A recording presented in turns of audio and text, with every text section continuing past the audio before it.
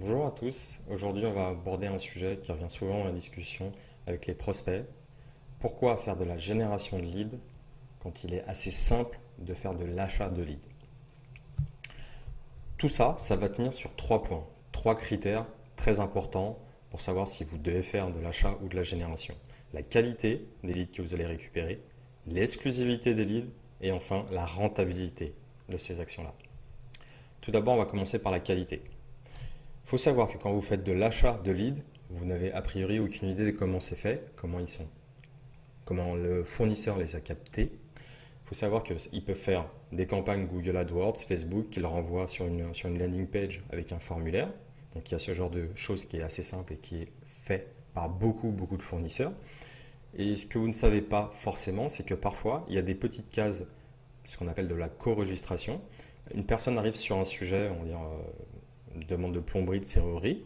Elle remplit la demande de devis et il y a une petite case en dessous ou en deuxième étape qui dit est-ce que dans le futur vous serez intéressé par tel ou tel service. Il suffit que la personne coche la case et automatiquement le lead est également enregistré pour le nouveau service. Alors qu'il faut savoir qu'il est venu pour un autre sujet, donc ce n'est pas forcément un lead qui est de la même qualité que s'il avait recherché le service dans Google par exemple. Donc il faut savoir que l'achat de lead, vous n'êtes pas sûr de la qualité des leads. Vous ne savez pas si c'est un lead qui s'intéresse tout juste au sujet, si c'est un lead qui a été qualifié, et si c'est un lead qui est vraiment très intéressé, qui est qualifié d'un point de vue commercial. Lorsqu'on fait de l'achat de lead, vous ne le savez pas. Vous ne pouvez pas savoir ça. Et ensuite, comme vous ne connaissez pas l'état de maturité, la qualification de ces leads-là, vous allez passer le même temps pour tous les leads. Vous allez tous les contacter pour savoir ce qu'il en est. C'est pas, on va le voir plus tard, c'est pas ce qui se fait de plus rentable. Donc lorsqu'on fait de l'achat de lead, malheureusement, le fait de ne pas savoir comment a été fait le process et quel est l'état de maturité, la qualification de ces leads, ce n'est pas la solution idéale. Au contraire, quand on fait de la génération de leads, quand on déploie bien une campagne, une stratégie de génération de leads, on ne contacte que les leads qu'on estime qualifiés d'un point de vue commercial, ce que nous on appelle des SQL, de l'anglais Sales Qualified Leads. Donc déjà, il n'y a aucune perte de temps parce qu'on ne va pas s'amuser à appeler des leads que l'on sait pas suffisamment qualifiés. Ils ne sont pas encore assez mûrs. On sait que dans leur parcours, ils n'ont pas été assez loin et donc on ne va pas perdre de temps. Donc au final, la génération de leads permet de contacter des leads qui sont toujours beaucoup plus qualifiés, plus matures que si on faisait de l'achat de leads. Ensuite, l'exclusivité. Il faut savoir que la plupart des fournisseurs, ils ne revendent pas le lead qu'à vous. Il peut y avoir une notion d'exclusivité, mais dans ces cas, les prix sont 3, 4, 5 fois plus chers. Mais lorsque vous achetez des leads sur des plateformes, vous tapez sur Google achat de leads, la plupart des plateformes, presque toutes, il n'y a pas d'exclusivité. Donc il faut savoir que le lead, il vous est vendu à vous et il est vendu à 3, 4 autres prestataires. Vous avez forcément sur chaque lead 3 ou 4 concurrents qui vont être mis en concurrence. Donc ça déjà c'est vraiment un mauvais point. À partir du moment où il y a cette notion de mise en concurrence évidente parce que le lead il sait que le devis derrière, qu'il va recevoir des devis de 3, 4, 5 fournisseurs, il y a une guerre des prix. Et sincèrement la guerre des prix c'est pas ce que vous voulez. Une guerre des prix ça n'a d'intérêt que pour le lead, parce qu'au final, il va avoir une qualité bon, qui peut varier, mais il va surtout avoir le prix le moins cher entre les différents fournisseurs. Et ce n'est pas ce qu'il faut vous aujourd'hui, si vous faites une guerre des prix, votre image de marque, elle va fortement en pâtir, et ce n'est pas ce que vous souhaitez. Personne ne veut que son image de marque, tout le travail, tout l'argent que vous investissez, ce n'est pas là-dedans. Donc c'est quand même assez dommage.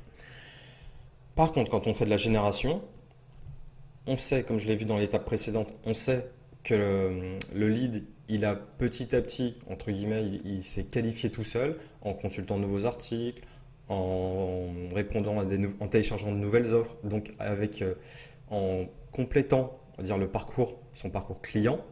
Il a donné des nouvelles informations.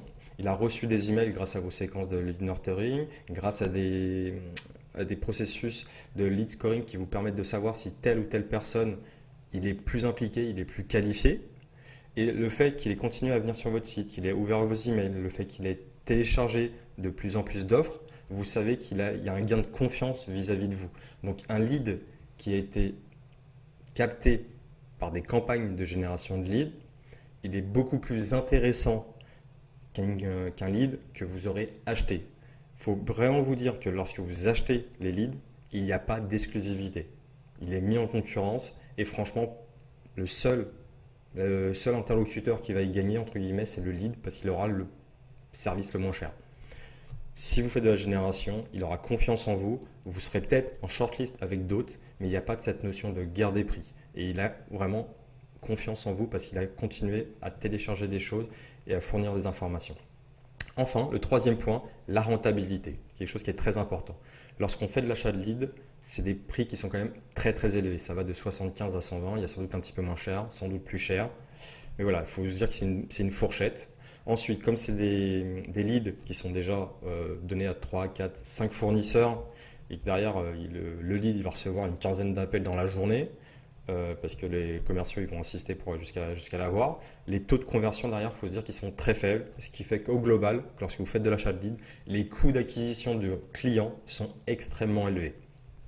Par contre, quand on fait de la génération, quand on fait une campagne de génération de lead, par exemple on crée du contenu, qu'on fait indexer et positionner dans Google, on a un coût fixe au départ qui est la création de ce contenu et en fait, pendant tout le temps où le contenu va rester en ligne, où ça va continuer à générer des leads. Donc, petit à petit, le coût par lead va diminuer pour chacune de vos campagnes.